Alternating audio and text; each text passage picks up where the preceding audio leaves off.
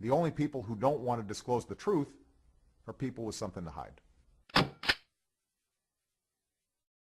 Your turn on 1330 WEBY, Northwest Florida's talk radio. The phone lines are open, so call in and join the conversation at 623-1330. Welcome back to Freedom Friday with Carl Gallup. Sit down, buckle up, and hang on. All right, welcome back, America. Listen, bring Mike Zullo back on. Mike, before we go any further, I just want to say and or ask you this.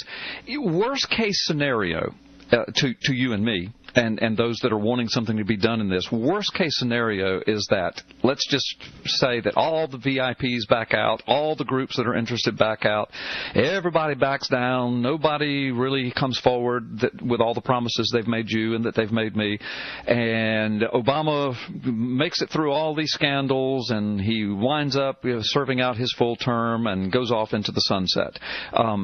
If something like that happens, and I don't think that's going to happen based upon what you and I know, I really don't think it is, but if it does, you are committed at that point to telling all, aren't you? I mean, basically, the plan of action, what was planned and what happened, and I mean you're not just going to say, oh, well, it messed up, but I'm not going to tell you all anything, right? I would be obligated to, I believe. It wouldn't be anything under the colors of the Maricopa County Sheriff's Office. The unique situation that we're in here is we're, for corporate reasons, are a corporation.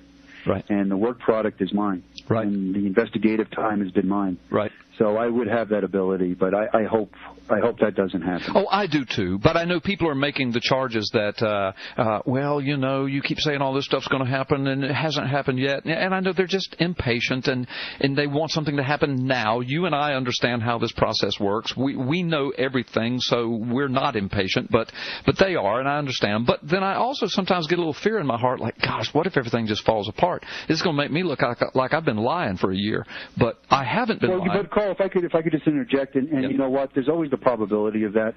I think it's very small, if not, it doesn't even exist. But the one thing I would like your listeners to understand, for the longest time, everybody thought that Sheriff Arpaio dropped this right after the second press conference, and it was painful for us not to alert anybody that we were still working. Right. We did that by choice at a financial detriment to the cause, but we did it. And I'm hoping that they could see this affidavit now and read it and realize, wow, this is really a law enforcement thing. Yeah.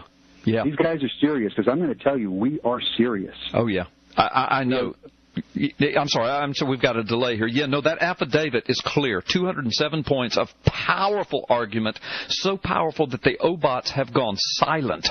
They've gone underground like the rats that they are, and that's how powerful it is, and that's just the tip of the iceberg as to what you possess. And I know that for a fact. I'm not just popping my mouth off.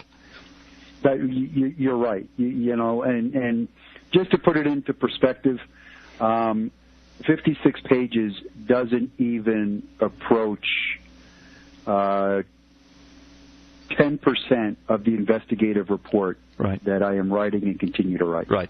Let me ask you a couple of other quick questions. We're running out of time. When do you think this Alabama Supreme Court case will be heard and or settled? I mean, is there any kind of time frame on this at all?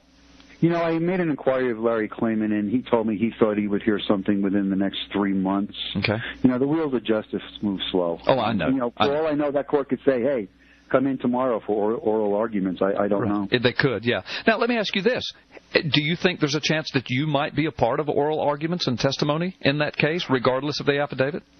Mr. Klayman has indicated that if it goes to the place of oral arguments, that he is intending to bring me out there. For what purpose I would serve at that point, I don't know. Right. Okay. All right. So the bottom line, the affidavit was very, very useful in many ways, whether or not the Supreme Court of Alabama actually uses it or not. And we believe they probably will, but even if they don't, it still was extremely useful and a good call for you to do all that work. Okay, now, I'm going to say, I want to ask you this, and I hate to do this, but it's just freaky to me.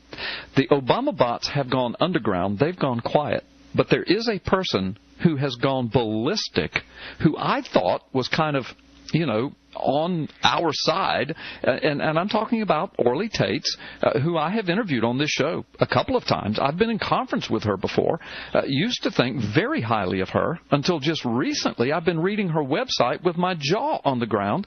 It's as if, I mean, she's leveling charges against the affidavit, against you, against Arpaio. It's as if her law degree apparently was gotten off the back of a matchbox, or she's an Obama bot operative, because, I mean, she's parroting the things the Obama bots have, and the things that she's claiming legally are not correct. Do you have? You may not even want to comment on this, brother. That's my opinion. Do you have any opinion or comment on Orly Taitz and what she's doing?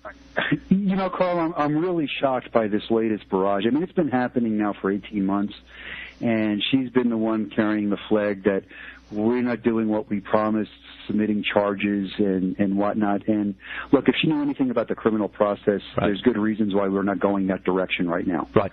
But aside from that, you were present when I had a very cordial conversation with her at Yes. CPAC. Yes. As a matter of fact, she wanted us to sit down and have lunch with her. Yes. But we had another engagement. Very cordial conversation.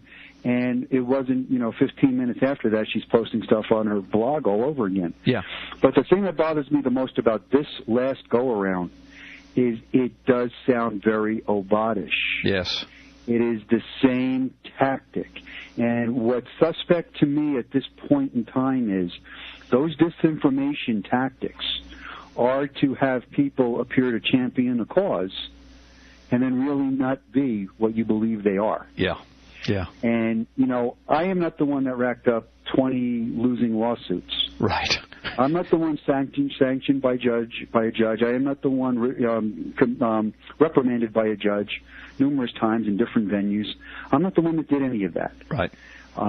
She's out there beating up on us, and I guess my only suggestion would be polish up your skills and go at it, but leave me alone. Yeah, leave you alone. Well, the bottom line is, I mean, you're a universe apart from her in that you are a duly sworn investigative officer involved in a criminal case, being asked for evidence by Supreme Courts, and I mean, and on it goes. And so Mike, just keep up the good work. We're flat out of time, but God bless you. Thank you for letting us impose upon you, and we would love to have you back soon.